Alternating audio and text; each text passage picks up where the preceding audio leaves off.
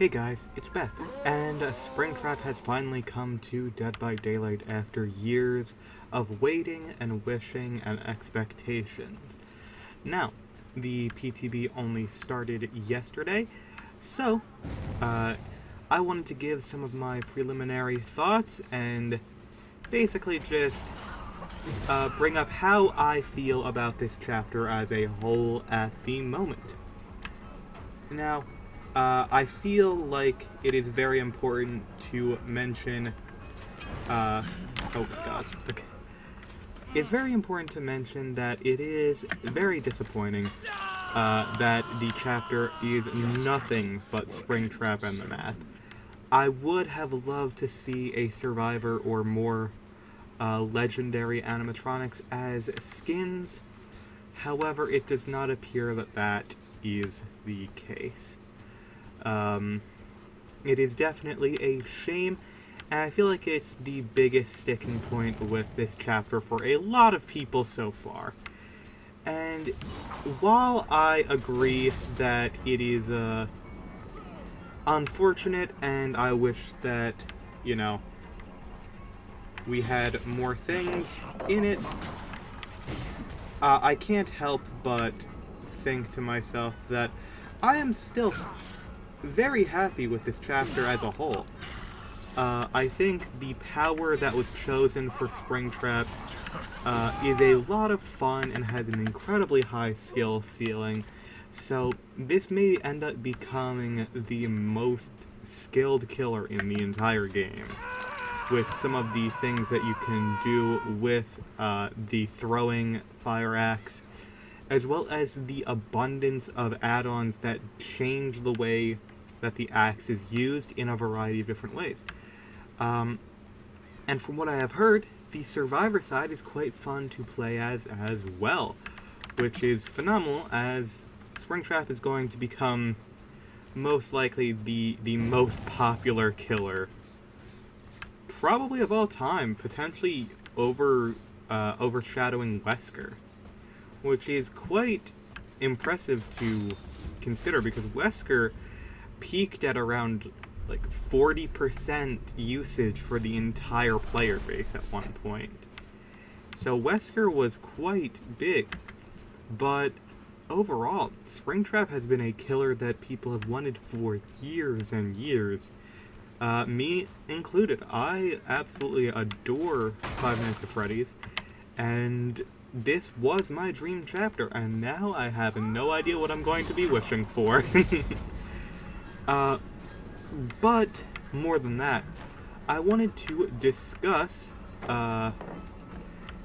everything about the chapter. So far, I will say that unfortunately, the perks for this chapter are pretty bad. To be perfectly honest, it's unfortunate, but I definitely believe that the perks overall are quite weak, other than Phantom Fear, which is the aura reading perk that you will see me using in the video in the background. I believe that is a decent perk, and it's definitely very good for beginners, so I think that that will be great for when the chapter launches in full. But the other two are far too situational for far too little of a reward, which unfortunately it does get to that point with perks after the many years that this game has been out for. It's just going to be like that sometimes, unfortunately. Eventually you're just going to have less interesting perks because there's less things that you can do with them. However, I think overall, not bad, just probably needs some buff. However, Springtrap on his own, I don't think he needs any changes or buffs at all. This is a killer that has serious potential behind them. Even if they are a bit clunky for beginners, I think that you can definitely, you know, learn him fairly quickly, and he does have some add-ons that seriously help. which is a definite boon because some killers in this game require a PhD to play them, and this killer doesn't. He just has a lot of moving parts. Now, one of the most important things to Springtrap is their design and characterization, and this is one of the best models of Springtrap that we have ever gotten. I think it is, like, on par with the AR design, even if it is not as good as the original design from FNAF 3. Is definitely leagues and leagues ahead of designs such as Scrap Trap, Burn Trap, and easily above Help Wanted. And I believe that that is a very important thing. Because Lord knows that if there's anything that the FNAF fandom cares about, it's about aesthetics over anything else. And I believe that this game kinda nailed their Springtrap. And that is great. I appreciate that heavily. And, in terms of voice lines and characterization of Afton himself, they did a phenomenal job, I think. Like, straight up. I think the voice lines are all in character and very fun, and provide, some very fun, some very fun lines and some things that you could end up considering as, like, little lore tidbits, but nothing that huge. Just, like, a couple extra things. You know, it's always nice. When it comes to the voice itself, I think it is quite good.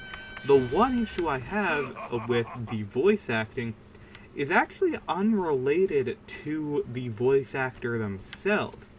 Because the one issue I have with the voice acting is the fact that the voice of Springtrap, PJ Atwood, is unfortunately the voice of the roar that they do in the jump scare. And I say unfortunately because I would have much preferred seeing the FNAF 3 jump scare noise as the jump scare. Or heck, it would have been nice to have, like, why does that bot have AFK crows? What? I'm sorry. Wow, these bots are really realistic, I guess.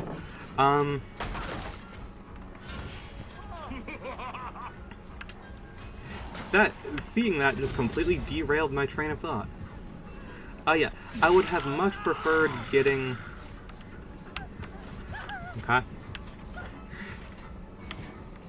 I would have... Oh, that hook is broken. I would have much preferred getting either the FNAF 3 or FNAF 6 jump scare noise. Specifically, FNAF 3 is what I would have hoped for. But that's just how it is sometimes. And not to say it sounds bad, it's just I would have wanted something different personally. But I think PJ does a good job with it regardless. And it does characterize Afton as, well, a frickin' weirdo theater kid. Which, I kinda have to respect that. Like, it's very clear that Scott does not want the portrayal of Afton to be a silent killer, which is pretty cool. I much prefer having Afton be a smarmy bastard than just a silent killer, because a lot of movies do silent killers. It's kind of their thing. And having Afton be a weirdo who revels in the pain, suffering, and agony of others, I think that is much better. And yeah, I think that making him roar, pretty fun. Now, on screen you can see my biggest issue with the chapter is the Mori. Now, what it appears to be using is the torture endo from the FNAF movie. And yeah, the FNAF movie is good, but I really wish that it was, you know, putting someone into a springlock suit or like, you know, like putting their head into like the Fredbear mouth to like chomp down on them repeatedly. I think that would be fun. I think the blender endo is a bit lame. And I have heard that there's a good reason for it, and I'm guessing it's down to the fact that Scott apparently does not want to have that much mischaracterization, quote unquote, of the animatronics, because the animatronics themselves are victims outside of Springtrap himself. But it still sucks, and you know, you do see Fredbear literally biting someone to death. So, you know, I think it would be cool to see that instead, or the Springlock suit, or hell, just put a second Spring Bonnie suit in. I don't see a reason why it has to be Blendo instead of anything more interesting. It really does seem like that was made with the movie in mind first, and then they couldn't come up with anything better, or it was all that they were allowed to do. And that does appear to be an issue with this chapter overall, is what was allowed for them to do. Because, from what I've heard, Scott has limited a lot of the things that they're able to do, which is why there's no survivor or anything, but yeah, it's just a bit sad. However, I think overall this chapter is phenomenal. I think Springtrap has a great power, I think he looks great, I think the voice acting is great, I think the map is really fun, and overall, in spite of its shortcomings, I think that this is one of the best chapters we've gotten. I still would have liked getting a survivor, but sometimes we can't get what we want.